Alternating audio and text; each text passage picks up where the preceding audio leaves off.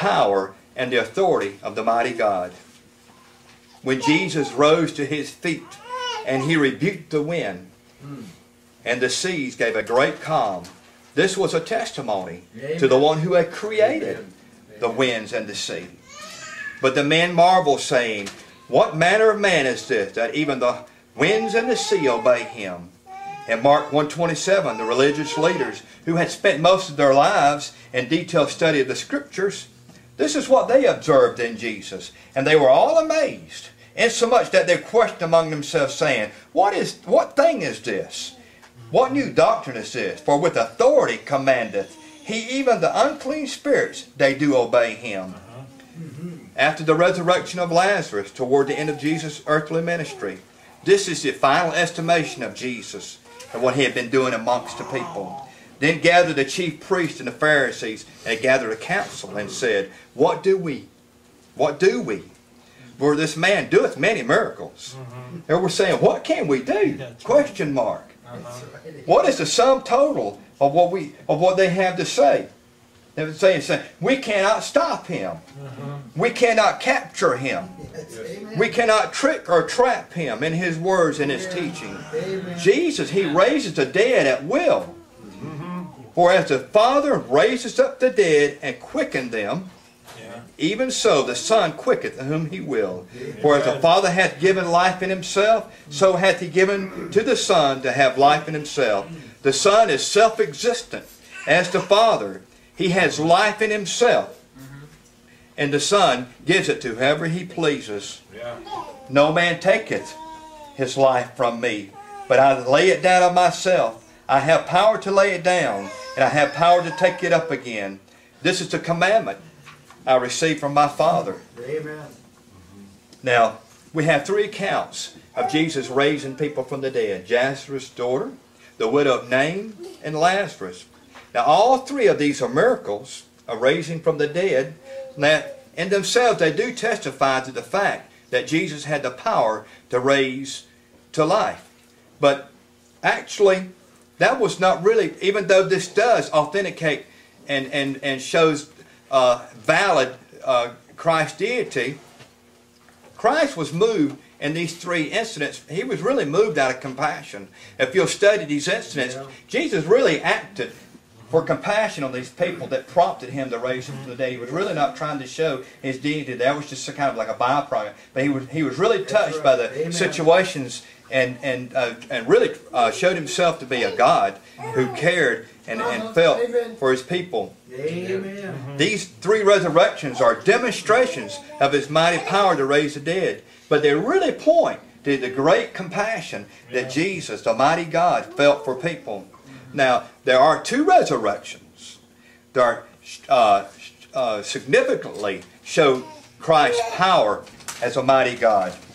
In John 5:24 it says, Verily, verily, I say unto you, he that heareth my word and believeth on him that sent me hath everlasting life, and shall not come into condemnation, but is passed from death into life. Amen. Verily, verily, I say unto you, the hour is coming, and now is, when the dead shall hear the voice of the Son of God, and they that hear shall live. Those who have been buried with Christ and resurrected to walk in the Spirit with him, we who have been resurrected from the domain of death and sin and trespasses, we know that we've come from death into life. We have been raised to walk in newness of life. We've been resurrected in Jesus Christ. Resurrection. John 5:28. Marvel not at this, for the hour is coming in which all that are in the graves shall hear his voice, and shall come forth. They that have done good unto the resurrection of life, and they that have done evil unto the resurrection of damnation. The great resurrection day, when all those in the graves will hear the voice of the mighty God, and every one shall come forth. Paul says, every man in his own order. The mighty God is all-knowing. Amen. A great man of God, great theologian of his times, he was asked, how do we know that Jesus is who he claims to be? What argument do you have that will convince us of his deity?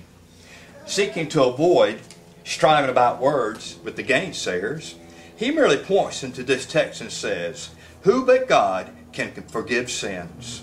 In Mark 2:5, when Jesus saw their faith, he said unto the sick of the palsy, Son, thy sins be forgiven thee. Yeah. Amen. Amen. There were certain scribes sitting there and reasoning in their hearts, Yeah. why does this man speak blasphemies? Who can forgive sins? God only. But God only. And immediately, when Jesus, knowing their hearts, perceived in his spirit that they so reasoned within themselves, he said unto them, why ye reason those things in your hearts? Whether it be easier to say to the sick of the palsy, thy sins be forgiven thee, or to say, arise and take up thy bed and walk.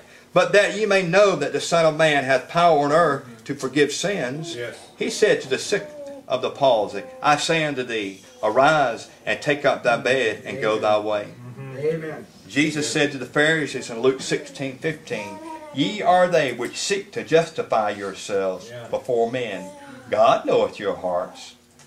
If Jesus could read the hearts of the Pharisees, who was Jesus really claiming to be there?